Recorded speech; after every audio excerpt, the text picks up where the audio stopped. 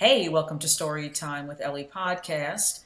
And today's guest is the author of a national bestseller, You Are Deathless. She appeared on CNN, PBS, CBS, ABC, and numerous TV and radio shows. To share her unique story of NDE, near death experience, let's welcome Nicole. Come on in, Hi, Nicole. Ellie. How are you? Thank you Oh, so much. good. I'm so grateful to be on Thank your show you. today and talk about this really important subject, which hopefully you don't have to have an NDE to get the message that I've got to talk about today. Okay, no, and like I said, we've spoke in the past before we did the Mhm. podcast, and your story is unique. And listen, you're here to tell it, so that's the most. Can't get a better gift than that. You're here to tell your story. Let's go, Well, girl. I'll start right in when it happened. It was age 19. Okay, so when we think we're immortal, and I actually was in a car crash. I was a cadet out at the U.S. Air Force Academy. I was in my sophomore year. I was getting a ride back, and that is a 1965 Corvette convertible. I was a passenger in it. A senior cadet was driving, and needless to say, it looks unsurvivable because it was unsurvivable for me. I was pronounced dead at the scene. They covered me up with a blanket, and it was by the grace of God that a paramedic came and took a look at me and did something called a sternal knuckle press, which is designed to elicit pain in the body. And the only vital he got on me, Ellie, was my right pupil dilated. That was it. And Wow. at that point, he was able to get a blood pressure on me of 60 over zero. Now, normal is 120 over 80, so that's really critically almost life and death. So they wound up doing CPR on me for 20 minutes to get me to the nearest local community hospital. That's a long time to do CPR on somebody, okay? So Yes. they were What, you able shut it to up. keep me alive, and that is what his goal was. And they also put these things on me called mass pants, which push all the blood up to your organs. And at that point, I had massive injuries, including amputating my left foot, fourth degree laceration between Oh my my in my God. rectal area. So I was. What was so surprising to the paramedic was there was no one drop of blood there. And it's a phenomenon called bleeding from the bones. So I was oozing all this white, lye looking massive stuff from my body. And so they did not think that I was going to make it through the night. The doctor and the team that were on call that night tried to stabilize me. They did, and then I proceeded to spend the next 4 months in the hospital, 7 weeks in ICU, and it was just like this. I was like, I'd get a little better, and then I would sink. Oh my. During the time in the hospital, I had a couple of more near-death experiences, but the massive one, of course, was when the car crashed and I flew out the windshield. And I did not, 10 years later, I'm going to work at the Centers for Disease Control, normal day, stop at Starbucks. And all of a sudden, I could remember exactly how I was sitting in the car. Before this, I had no memory. I just remembered us pulling onto the road and then telling him we had to get back. I was scared we were going to get in trouble because we had a curfew. I did not know this guy. Wound up, he was drunk and he was making a sexual pass at me, and I said no. That's what turned out to be why he got angry at me, and he was speeding, and the car fishtailed and hit this huge boulder and flipped, and we both went flying out of it. He had minimal injuries. I had massive injuries. So it took about 10 to 13 minutes for the first responders to get there, so they said I was clinically dead for that long. The paramedic he's one of my angels, and I do believe in angels. They appear in many, many ways. Yep. And just as I encountered an angel when I crossed over to the other side beyond the veil, I've known angels here too. And that night of my crash, there were three people on duty. It was the EMT, it was the doctor, and it was the nurse. And none of these people are superhuman, but their work had been selfless and they had served the divine plan for my life. And I'm still in touch with all of them Absolutely. today, for each and every one of them and the skill set they had. And the mavericks and the trailblazers that they are, and that they wouldn't take no for an answer. And I will tell you, when my memory came back 19 years later, Yeah, I wanted I to go into rem- that. yeah, I remembered crossing over to the other side. I flew out of the car butt first because my one foot was on the windshield and the other one was crossed over, and I didn't have seatbelts on, which in this case turned out to save us. I went flying through the windshield, and when I got up in the air, this, I call him Casper the Friendly Ghost in my book, but now I know it is my grandfather on my father's side. He Okay. came to me last August, and told me he was the one. I'm like, couldn't you have told me that before I published the book? But anyway, one of the characteristics, a lot of loved ones on the other side. And I had not had that until this moment when my grandfather came and said, I was your angel. And So I how long also, after did your grandfather come again? You just, or was I, this something? this was a year ago, August, he came to Okay, me. August. Okay, so, Yeah. And it was uh, interesting because he died at 58. And I was 58, and in August is when he died. And he said, now I want you to know, now that you are the age that I passed away, that I was the angel that came and saved you, because I could see how the academy was not a fit for you, the abuse you were under, the fear of failure, and how you were living in just fear and terror all the time being at the academy, and you just couldn't quit. So he came and he told me that he would be with me until I passed away again. And he has been with me through all these other near death experiences, and I can continue to call on him and ask him, and he is there to help protect me. He's like my military angel. wow, amazing. It's just an amazing story. But I want to go back a little bit. So when you said it took 19 years for Yeah. what happened? It took 19 years. You don't remember that night or I what don't happened? remember the Remember time anything between prior to that? getting in the car and then winding up in the hospital. I woke up the next morning in the ICU, and I was like, what happened? The So you don't only remember thing, anything but accident. yeah, so I totally blanked, went dark on the accident Okay, part. yeah. Okay, I thought it was 19 years. And actually right before it, because my roommate, who I had not talked to in 38 years, her and Wow. I finally got together, and she quit the academy that August. And when we finally got together, she said, Nicole, I'm so sorry I caused the crash. And I said, what do you mean, Margaret? You caused it. It was the guy. He was drunk. And she said, no, we had agreed we were going to ride back together. And when you asked for a ride back after this event, I said no, because I was with another cadet and he was drunk, so I was going to take his car back for him, and I wanted to be alone with him. I was attracted to him and I didn't want you in the back seat. So there was one other car left, and I said, go ask him. And you said, he's been drinking. I don't feel comfortable doing this. And I told you, just go have fun. They've all been drinking, because I was raised in a really conservative. My grandfather was an alcoholic, so my father forbade alcohol in the house. So I had grown up, I hadn't even been on a date, Ellie, and here I'm going to school with 4,000 guys. So my dad's rules were no smoking, no drinking, and no dating cadets. So that was the one time in my life I was going to have fun. This guy wanted to stop at another bar, have another beer. This was first time I had beer and then smoked a cigarette, thinking, oh man, I'm a hot chick now. And then he started to make a pass at me. He had this whole agenda, and I just didn't realize it because I was so naive. And then when I said no, like I said, he got mad. And this memory came back 19 years later. So I Now, only you never remembered, contact with any of them people from the accident. The gentleman in the accident, he lived. oh yeah, yeah, yeah, he got to And he was, graduate. and he graduated, and that was no contact after that. I did. I wrote him. I finally got myself into therapy, and that took a long time. And I still go in and out of therapy. I mean, writing this book was therapeutic, but when Yes. I was doing the audible part of it, it triggered me again to Yeah, actually it opens read. up. It opens Yeah, up.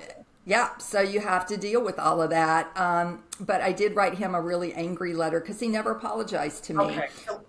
So I'm getting at, that's what I'm getting at. That you were able to express My You anger, felt, yes. and your anger feels, yeah. Yeah, and just the feeling that he didn't take responsibility. You know, I didn't realize he was an alcoholic. I didn't realize that he was the son of a three-star general who made rank has its privilege, and any other cadet would have been kicked out on so many different honor code vibrations. The state of Colorado charged him with vehicular assault and DUI, and he pled guilty. But any other cadet would have been kicked out automatically. But because he got a pass, and so that is a part of me that I was hanging on to for a long time, is the need for justice. I mean, Law and Order is like my favorite show. I want there to be justice. At least you were able to tell this individual what you felt. I think that had to be a little bit of relief on your Yes, it did. It did. And ironically, he wrote back and told me that I tried to ruin his family financially. So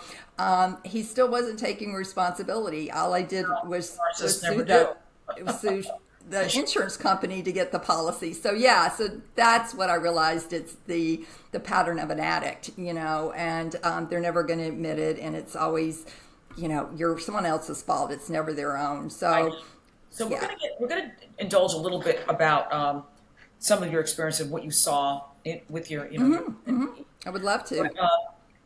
Through this, your near-death experience, you say now that it taught you not to fear death. Do you want to explain that, or do you want to talk about what happened first? I'm kind of leaving. Well, when I went over to the other side, okay, and Casper took me up. Okay, you have to remember, my soul, we all have an energy body, and we're all energy. So upon death, your energy body cracks wide open and your soul leaves your body. Okay, that breath that you see, that last breath, that is your soul leaving. Okay, so when I say we are deathless, what I mean is that, in my opinion, is our eternal self, which includes all your lives, experience, and the whole you. Okay? And believe you me, this is not our only incarnation, our soul's incarnation. Our soul incarnates many times because there are lessons that we need to learn. And so when I went over to the other side, I was in soul form. So I could understand what was going on this other level through telepathy, through vibration. We don't have eyes like we have as humans. We have eyes that see 360 peripherally all at once, okay? I wasn't hearing a conversation in English. It got interpreted to me as English, but what I heard were two angels talking about how important it was for us to ask for help from the angels, because we have something called free will. We can choose to do something or not, okay? They will not interfere in our lives unless we ask them for help. So I want your audience to know, like I said earlier, I believe in angels. I know they exist in so many different realms. We all have at least one guardian angel with us at all times. And to start developing in a relationship with your angels and start asking them. It can be something as simple as a parking space. And if you angels are going to get tired of me asking for everything. That's okay. They can handle it, man. They are so much more powerful than we. I'm going to take some weight off of me. Yeah, it's not all up to us, and that's another feeling, because we are never alone. There are so many guides and angels on the other side that are always ready to help us. And you also, after a while, like, I know their names. I've asked them their names, and I've got a relationship, a dialogue going on with them now that I never had before. And then, of course, the other message that is what this whole book is based on is to not be afraid of death. And I grew up in a religion in the South, the Bible Belt, Southern Baptist and Lutheran, okay? And those, many of organized religions are about fear and instilling fear in you about God, that God is dual, meaning God loves you and protects you and forgives you. But there are all these rules in addition to the 10 Commandments. Each organization seems to have their own rules. And if you disobey them, you're a sinner, you're a bad person, you're going to hell, the wrath of God is coming on to you. You're going to be judged, you're going to be criticized, you're going to be forever, eternally separated. All these messages, which, Ellie, do nothing but create fear in our lives. Growing up from a wee one, it's like you're scared to death that God's going to punish you. And so when things don't work out in your life and you can't make sense of them, it's like, what is this God, And that's what I realized is when I died, I was in fear of God. I knew I was going to die when I hit the ground. I knew it. And I called out, God, please help me. And the way I got helped was my soul going over and then coming back, because I did not start my heart again. Okay. Something greater than me, my soul coming back in, it started it. Okay. And then the paramedic. Yeah. And we're going to bring that in about the paramedics and doctors. And Yeah. you do have, documentation from the doctors that were there that night, but we're going to bring that in a second. So when you crossed over, did you see anything else that you can remember? Because a lot of people, I think that's important. Because that's the biggest question people have is, okay, we die, and what did you see? Or, you told us what you saw, but was there anything else that maybe that you could, did you feel relaxed? Did you want to go back? Okay, I did not want to come back. I will tell you that, because I could see my body lying in the ditch, the human body, my corpse actually. And I knew that I was going to be in for a life of pain and suffering in that body with all those different disabilities. And then I knew going back into my family of origin, I was trying to break out, and then it was going to be like, now I'm back into walk again, go to the bathroom, all these basic living functions that we take for granted. I couldn't do any of them. So I had to learn all of that all over again. And at age 19, when other people are at college and frat parties and all of this stuff, I was home with my mother and developed a very codependent relationship with her, which was not healthy. And then from a spiritual perspective, I just gave up on God. I'm just like, I'm praying for this not to happen, or not to have to go to surgery, or not to have a colostomy. And turns out, it's like I had to have one. I had to go back into surgery. I had a code blue. I left again. My heart stopped again. They called the time of death. They told my parents, we're sorry she's left. I wanted to go back to that light. So no, I did not want to come back. And my angel, James, kept coming back and saying, no, you've got to get back in your body.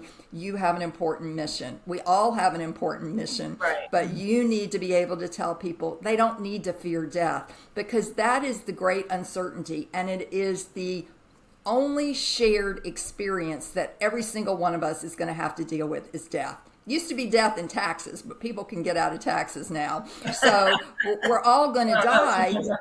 But Ellie, we don't talk about it. We are in a death denial.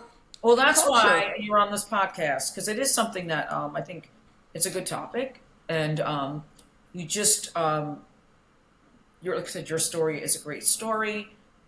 And it's a believable one. Because almost anybody can say, oh, well, I had this, this, and this. But you also had doctor. Well, you sent me that. But you want to talk a little bit about the doctor, that we do have this documentation. Once we get this podcast all completed, I send it to my editor, and you're going to see that. You'll have that doctor in there talking, about your story. Yeah. This is 40 years later. But they will. And the paramedic as well was just in tears, because it was such a powerful story of, he won the Phoenix Award, which is, the Phoenix it reduces to ashes, right, and then comes back up. Mm-hmm. And he got that award for saving my life, bringing someone back from the dead. Impressive. So it is very impactful, and it, like I said, I tried to leave several times, and every time I was brought back. And so but the good news is death. I know that a lot of writers write about it as doom and gloom, and at Halloween we get all scary with it, and with coffins and people rising out of the coffins, and make it really, depressing and everything like that. But the truth is, right? They put in they gave us. Yeah, but the ultimate truth is that me and almost 100% of people that have had near-death experiences, and there are more and more happening every single day, and more people are remembering them, is that death is absolute beauty. this amazing loving kindness, this beautiful light. I will tell you, the colors on the other side are mind blowing. They're more than what's in the Crayola color box. Okay, Wow.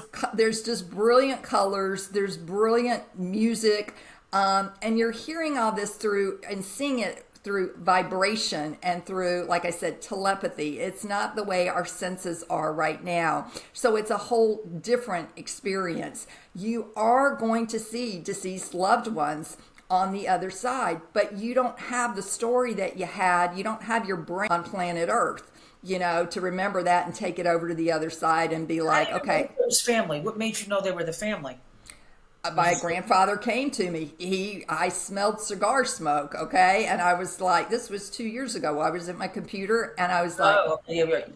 nobody in my house smokes cigars. And I'm like, where is that coming from? And then I just heard my name, Nicole. And I'm just like, okay, somebody's trying to get my attention. Who do I know that smokes cigars? And I was like, I couldn't think anybody. And then he said, this is your grandfather on your paternal side. This is James, your grandfather. And I need to tell you that I am your angel, that I really was the one. It's not Casper, the friendly ghost. I had the right details. That's what's interesting. I knew it was a male. I knew he was in his 30s. I had these characteristics, but I just didn't know it was him. And so I know now that he is with me, and he loves me, and he, is protecting me. And I felt so, because I didn't know him really well. He died when I was 6 years old. I mean, 58 is very young to pass away. And so this helps me to have a different relationship. It's a soul spiritual relationship. And that is who we are at our very essence. We get something in this country called spiritual amnesia. And I think we get it at birth. We have forgotten where we came from and who we Well, that happens are. to everybody when they reach success too. Yeah, and at a soul level, we're these infinite, powerful, limitless, radiant, glorious, eternal, meaning we go on and on and on. That's the soul. It goes on and on and on. And so that is what I want people to start remembering, along with there are 10 common lessons from NDEs, because I'm a scientist by training. I worked at CDC, and I wanted to incorporate some science into my book. This is interesting that you are science. And as we know, a lot of scientists, I'm not saying all, may not believe what you're saying. Right. There's a Am lot I right? of theories. Yes. Yeah, yes. And the most popular NDE books are usually a doctor that didn't believe in near death, and then they had their own experience with it. And then they have come around and go, wow, this is true what these people are saying. It's not some Right. I'm just hallucination. here all the time when you just wake up, when everyone wakes up, right? Yeah, so there are more and more that are telling their story. That Dr. Eben Alexander is the leading NDE expert right now, and he, has a book out that's on the #1 bestseller, and he was a neurosurgeon. Did not believe in NDEs. My doctor, she will tell you, did not really believe in it until she read my book, and she realized, oh my gosh, but she knew she lost me a couple of something she was doing. It was something greater than her that was at work. And that is, to me, what is just like amazing. And we have so many positive lessons to tell people about death that you don't need to fear it, because if you're in fear, think about that, Ellie. When you make a decision and you're basing that decision out of fear, that's that part of your brain, that amygdala. You're going to have clarity when you're making a decision from here, because you're being triggered. You need to make it out of this prefrontal cortex, which has your executive reasoning decision. But if you get triggered, this part of the brain hijacks this part, and boy, you're just trying to react and be in survival mode. So you're not going to make the highest and best decisions for yourself when your nervous system is constantly on a fear loop. And you don't even know that it gets triggered. So many people are just living with constant state of fear, and they're just so used to it. It's chronic stress. So this is about having to uncover those belief systems that cause the fear and to re-examine that. And what I would tell people all the time is your beliefs about God shape your relationship with death. And I have a beautiful quote. I did neuro-emotional technique for years to get at the underlying belief systems that sabotage us. And I had a little 6-year-old girl, and she was adopted, and she was coming from a fundamentalist church. And her mother said, "Do you think you could help her?" So I said, "Well, how do you see God?" And she eagerly told me, "God is a blue spirit with colors and balloons in all different colors, no head, and can talk." Now, clearly she's still having a direct experience with God, no filters from other people. Right. Yet her experience with God will probably look nothing like yours or mine, but I hope that my story gives people the encouragement to continue on your path, and to understand how do you define your concept of God? And if there is fear in it, in my opinion, that is not God. God is love. Period. End of sentence. And there's nowhere that God is not. And for me, I connect with that sense of God in nature. I see it in nature. I feel it in nature. I experience more nature so much. It does so much to calm our nervous systems and to be in touch with these greater miraculous events in life. Wow. You got a lot. That's a lot. A lot. Yeah, but that's important, and we need to start addressing it. And I will tell you another thing is we are not judged on the other side. A lot of people fear that they're going to go to the other side, and the way we were raised with religion I want to bring is, it up. What yeah, you talked about. So yeah. dive into what you talked about how you were raised. Yeah, so I believe that if you're going to go, you die, you meet God and St. Peter, and there's the gates, and you're going to have had this list that God has been keeping of things that you've done wrong, and that you have to pass some kind of test in order to be able to get into the gates of heaven. And that is not true at all. God is not some persona. God is energy. If you can think of what that little girl said, this spirit of energy that can just morph into whatever it needs to morph and is everywhere and all the time. And so what I ask people to do is think about what is it, can you verbalize what your concept of God is? And if it has an element, well, I fear that I'm going to go to hell, or if I don't do this, I'm going to be bad. I've got to be a sin. I got to have, forgiveness, and I've got to ask for redemption and all these things. God is not, God is not outside of us. God is within us. He's Okay, I agree. I agree with that. I do think with this is your show, but with the end, what you're saying about being judged, as we were taught. 'Cause earlier when you and I spoke, you had mentioned that you were raised in a way that, like, I won't say they threw God at you, but am I right with religion? They kind of made it Oh, seem like absolutely. It made you fear God. You feared God right, more than you accepted the love of God. right. Now, maybe if somebody's really, really bad, maybe then there is a judgment for some people that when they die, maybe I don't know, but that would be in their own spirit, maybe. I mean, we probably Yeah, shouldn't and talk right now. what It might we be what we do too have is a much. life review. You will have a life review when you cross over to the other side. And during this review, we're going to be able to learn how everything that we have said, we have done, and we have thought while we are on planet Earth.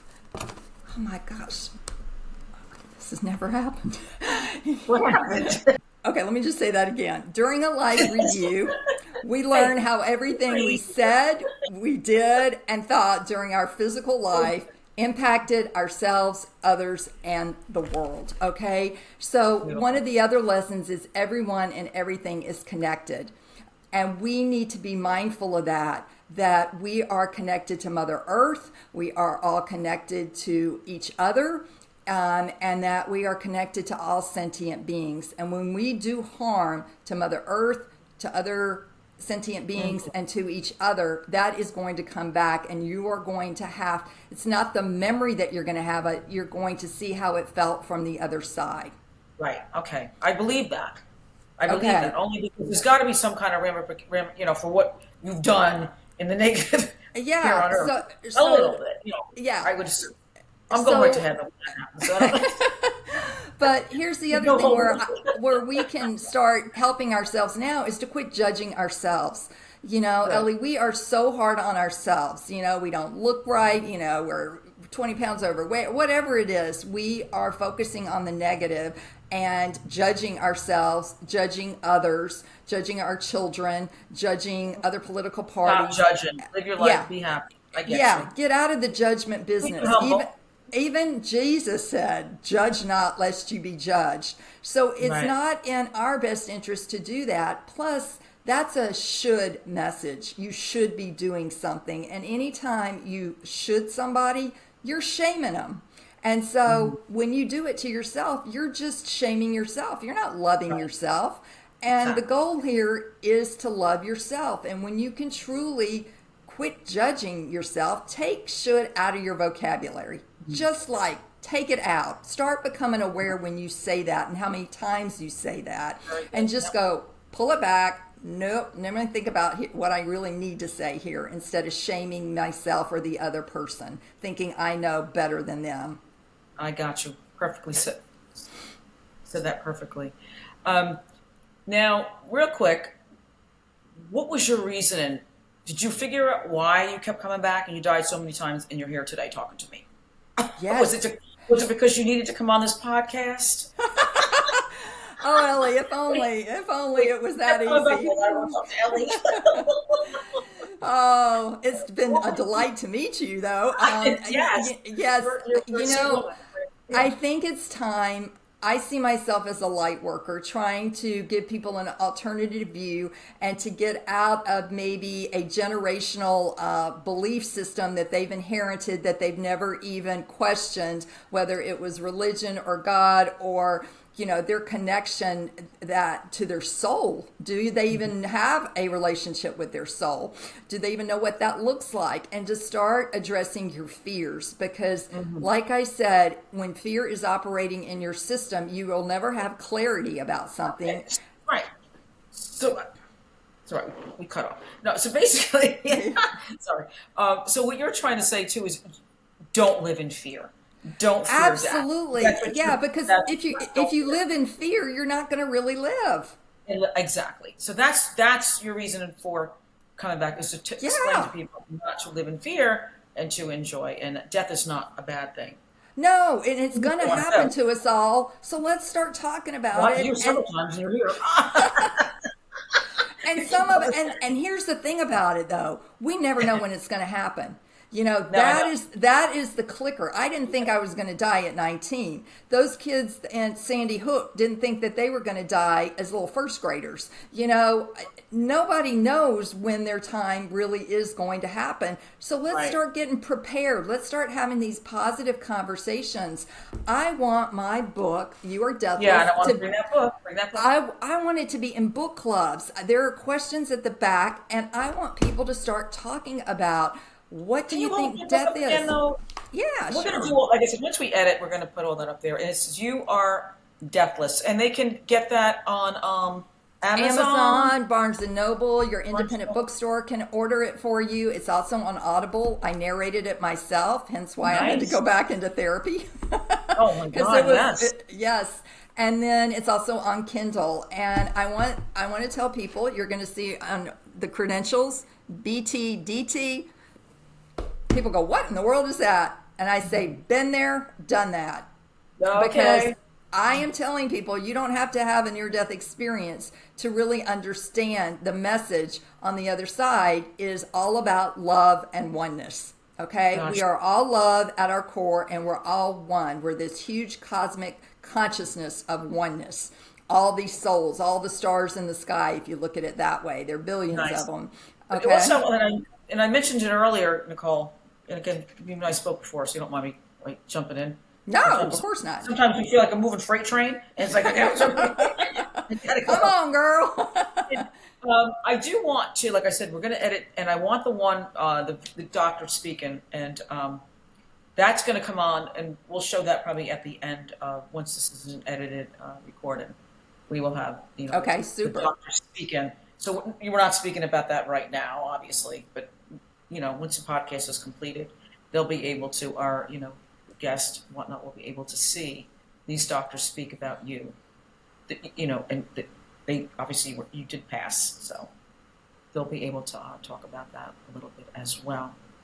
Um, we're going to wrap this up, and anything else you'd like to talk about one last time, or that you didn't get out, or I want people to understand there's such a thing called soul loss. Okay, we have 22 veterans a day that commit suicide, which, in my opinion, I am a disabled veteran now, is just so sad to me. And one thing I know is our soul is not meant to kill other souls. Okay, but yet we train for it, and it happens. So something called soul loss is real, and that's when you experience something so traumatic fractures and part of it leaves you. So just like a flesh wound, a broken bone, that has to heal. A mental illness, I developed an eating disorder as a result of not getting mental health help right away. I had to learn to heal that and deal with depression and PTSD and anxiety. So we need to have those wounds healed. Well, there's also something called soul wound. I did a shamanic soul retrieval back in 2019. And that has helped me pull those fragmented parts that fled when I was traumatized with that crash. And I didn't even know it. I just kept leaving my body and didn't know how to be grounded and stay here and want to stay here. Could you, again, explain to people how to do that? I mean, Well, you can see a shaman, you can see a hypnotherapist, you can work with, if you know yourself well enough, to call those pieces back in yourself, but to understand that there's usually three conditions or three symptoms that people have, and the first one is I don't want to be here. If they're saying this to themselves, I don't want to be here on this planet anymore. That was me. I knew when my memory came back, I didn't want to be here. Two is this low level, consistent feeling that something is missing in your life. And that's interesting to note because most compulsive behaviors or addictions fall into this statement for me. And now I can clearly see the link many of us feel that. between my compulsive eating and this feeling of emptiness because I didn't have a relationship with a revised concept of God. I had that old vending machine concept of God. If I just prayed hard enough and punched the right behavior buttons, then my prayers would be answered. And the third one is you can't get over it. You're constantly in this loop of repeating the same story. You're chronically ill, this whole thing and for me, it was this hypervigilance that I had about trying to keep myself safe so that nothing like this could ever happen again. So neglecting these fragmented, hurt parts of your soul and going on with your life. So you need to work with someone to help heal these pieces of you. So it's important in the wellness wheel. It's not just physical, emotional, mental. There's spiritual as well in that wellness wheel, and we tend to forget that part, and that's where the soul part comes in.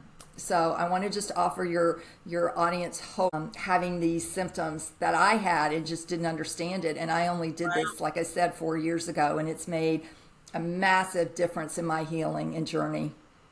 Okay, and you went for therapy or counseling. You started. Yes, I've done many different modalities, and there's plenty out there. There's neuroemotional technique, there's EMDR, there's tapping. There's all these different ways now. People that watch us may say, "What else can they do?" Yeah. This way, yeah, we appreciate you, giving those.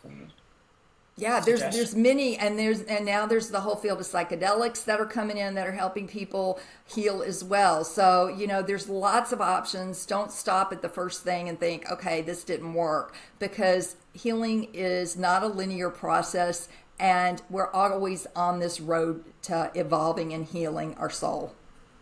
Wow, well said there, Nicole. Wow. Impressive.